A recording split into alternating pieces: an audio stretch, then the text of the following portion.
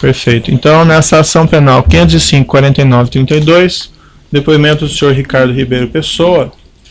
Antes de iniciar a oitiva, o defensor do senhor Antônio Palocci e do senhor Branislav Conti, que pediu a palavra. Então, doutor, por gentileza. Para manifestar contradita ao do senhor Ricardo, que aqui se acha presente, que não pode ser qualificado como testemunha, mas sim como informante, e não deve prestar o compromisso do estilo, na medida em que tem interesse direto no desfecho da causa. É que, sendo o delator, a avaliação do conteúdo de suas informações e de suas colaborações, obviamente, estão vinculadas à reafirmação da veracidade das narrativas que fez.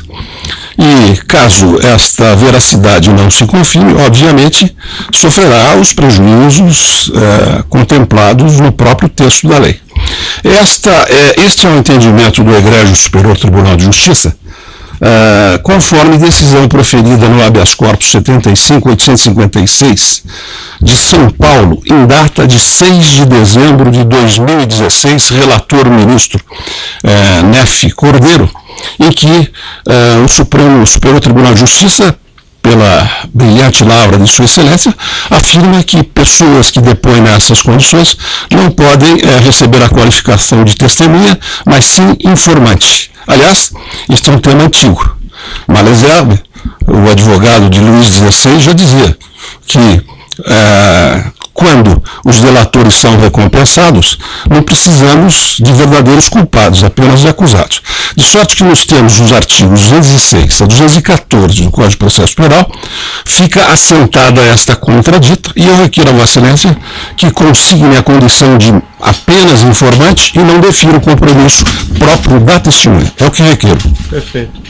Eu ouviria aqui o Ministério Público as demais partes, mas como esse é um assunto recorrente perante esse juiz, e o juiz já tem a posição a esse respeito, o fato é que o acusado em questão, ele não é acusado nesse processo, e então ele só pode depor como testemunha ou como informante.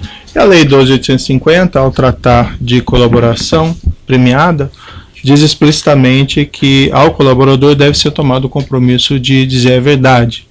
Na verdade, também nós temos aí que esclarecer que esse compromisso de dizer a verdade é mais uma proteção em relação às pessoas às quais o depoimento dele pode incriminar, do que propriamente uma proteção ao próprio colaborador. Ao contrário, ele depõe sob o ônus de dizer a verdade. Então, a pretensão de não ouvi-lo como testemunha sem compromisso, no fundo, acaba representando um prejuízo, no entender do juiz, às próprias defesas. Não conheço esse precedente específico, as circunstâncias que ele foi proferido, imagino que sejam diferentes desse caso, mas, não obstante, a 12.850 é clara a esse respeito. Então, fica indeferida a contradita, sem prejuízo de que sejam aí questionada a credibilidade da testemunha no momento apropriado. Excelência, apenas para abreviar os trabalhos do juiz, essa contradita vai ser comum a todos os colaboradores, de modo que a defesa vai se preservar o direito de não reprisá-la à medida em que isso for ouvido. Certo. Então podemos prosseguir. Senhor Ricardo Ribeiro Pessoa. Pois não, Excelência. Senhor Ricardo, eu sei que o senhor já foi ouvido em vários processos anteriormente, mas infelizmente esse é um novo processo e questões vão ter que ser repetidas, vão ter que ser indagadas novamente ao senhor, certo? Sim, senhor.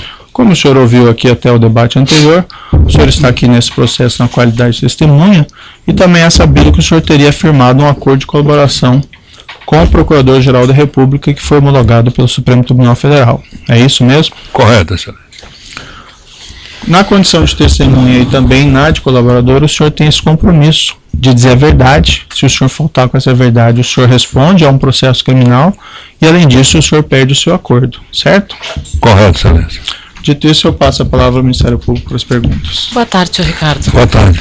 Senhor Ricardo, primeiramente, eu gostaria que o senhor narrasse brevemente a sua função dentro da UTC desenvolvida entre os anos 2004 e 2014 na UTC e Constran.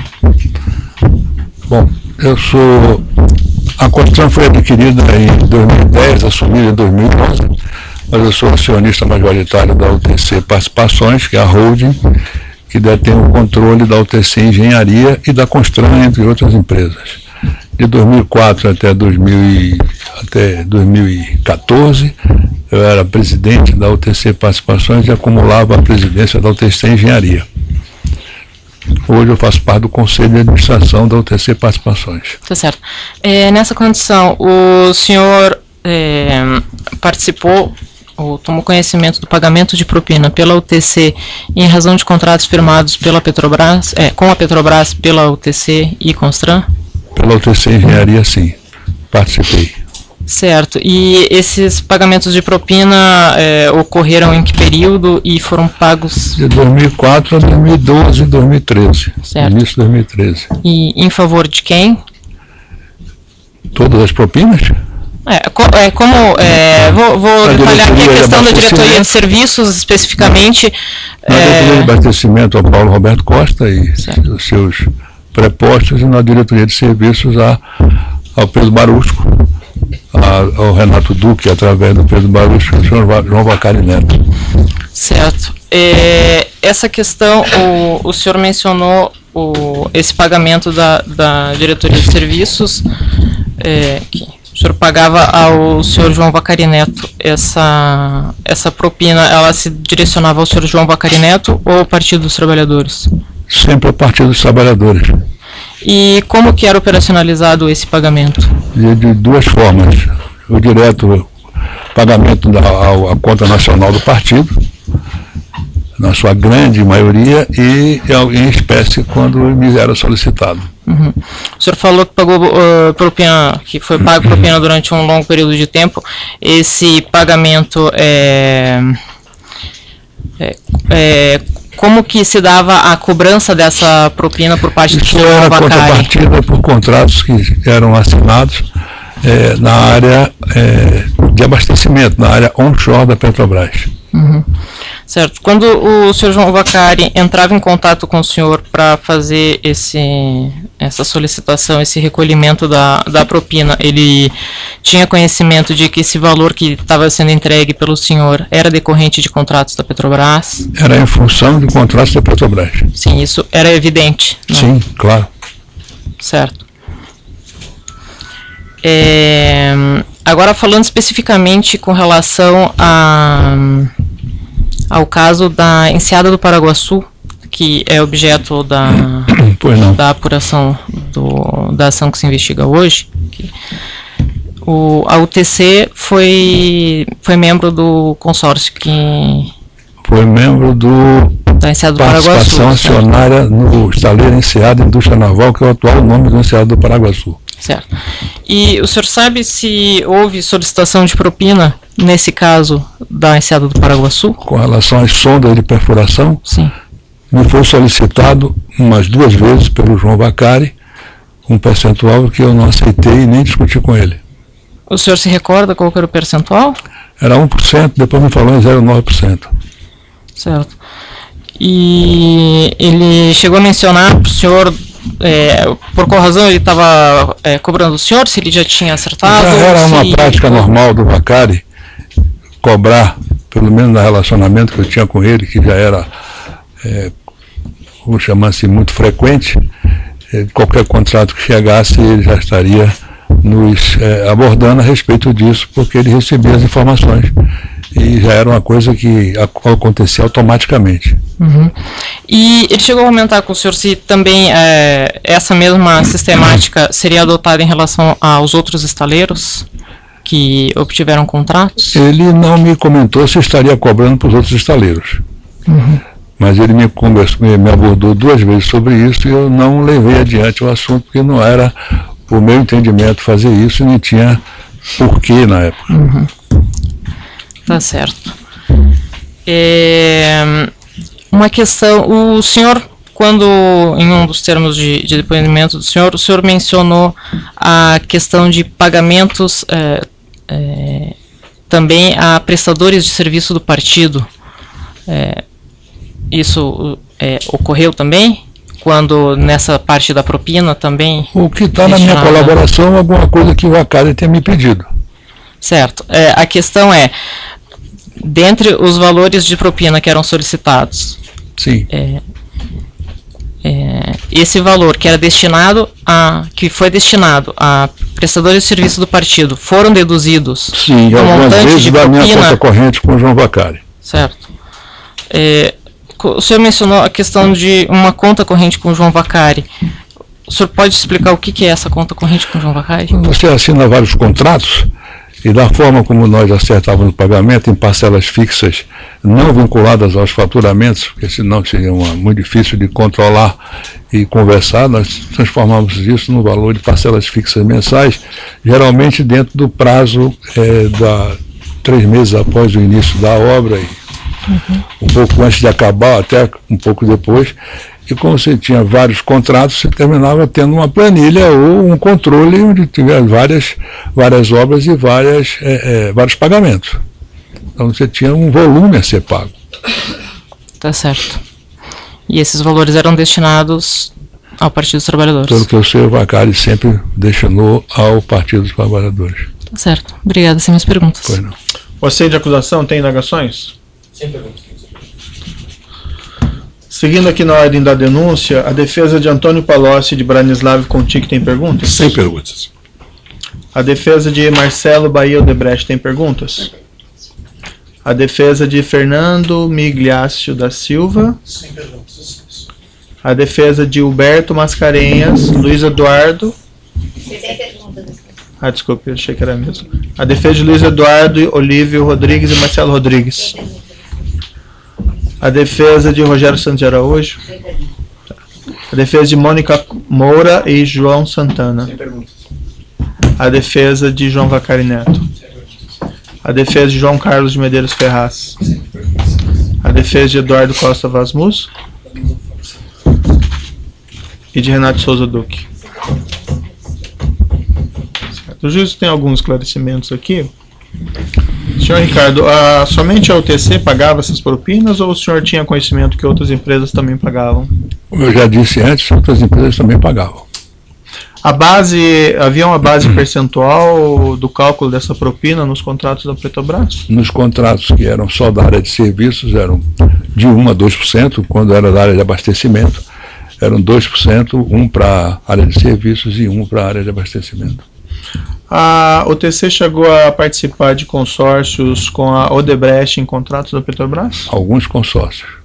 Chegou a haver pagamento de propina em algum desses consórcios? Como eu já disse antes, no consórcio da Repar e no consórcio da TUC e das utilidades do Compeg.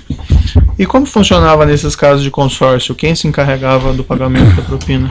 Geralmente havia um entendimento no nível do, nós chamávamos de conselho, cada um se encarregava de uma diretoria ou então separava dessa forma. O senhor chegou a conversar com dirigentes da Odebrecht a respeito de pagamento de propina em contratos da Petrobras? Conversei com o Márcio Faria. Mais alguém? Não, um pouco com o Rogério Araújo, mas sempre em decorrência da conversa de Márcio Faria. O senhor mencionou aquele caso do estaleiro do Enseada de Paraguaçu, que teria havido solicitação de pagamento de propina pelo senhor João Vacari, é isso? Perfeito. E o senhor disse que se o senhor se recusou, o senhor pode me explicar por que nesse caso o senhor recusou e não nos anteriores? Foi uma oportunidade que demorou muito tempo de acontecer, com muitas indas e vindas. Depois aconteceu como se fosse um afretamento, onde a UTC não tinha nenhuma participação, porque não era operadora de sondas. Nós participávamos apenas como sócios minoritários do estaleiro Enseada, e tão minoritários que nós não tínhamos por que estar ouvindo isso de alguém. Eu posso lhe adiantar que também havia praticamente o entendimento de que não deveria se pagar nenhum nem 0,9% em cima dos contratos das sondas, que esse era o contrato de construção, que era o contrato que a SET Brasil tinha para com os estaleiros. Quem eram os sócios da UTC no Enseada de Paraguaçu? A Odebrecht, a OAS e a UTC. O representante da Odebrecht nesse consórcio, o senhor chegou a conversar com ele? Do estaleiro? Isso. Era o representante da Odebrecht, era o Márcio Faria. Márcio Faria. O senhor tem conhecimento se essa mesma solicitação de propina foi levada a Odebrecht, nesse caso da Enseada do Paraguaçu? Não, Márcio me falou uma vez só, e depois o próprio Vacário disse que eu encaminhei eles. Se quiser procurar, procura o Odebrecht, que eu não vou tratar disso. E o senhor sabe se ele efetivamente procurou? O combinado era que não ia se pagar, O combinado com quem? com a Odebrecht e com a OAS. Então, até o senhor, onde tem presente, não teria sido pago.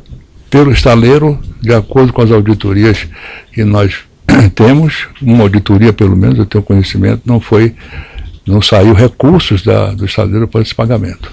E o senhor tem conhecimento se os seus sócios, porventura, pagaram sem o seu conhecimento? Não com recursos do estaleiro, não tenho conhecimento. O senhor conhece o senhor Antônio Palocci? Conheço, sim, senhor. O senhor Branislav Kontik? Conheço também. O senhor teve discussões com eles a respeito de pagamento de vantagem indevida?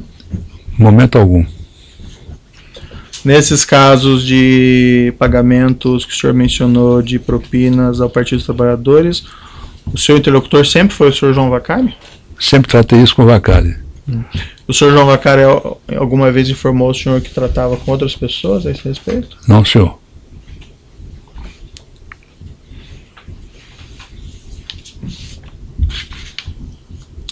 Bom, essa questão apenas, essas questões do juízo.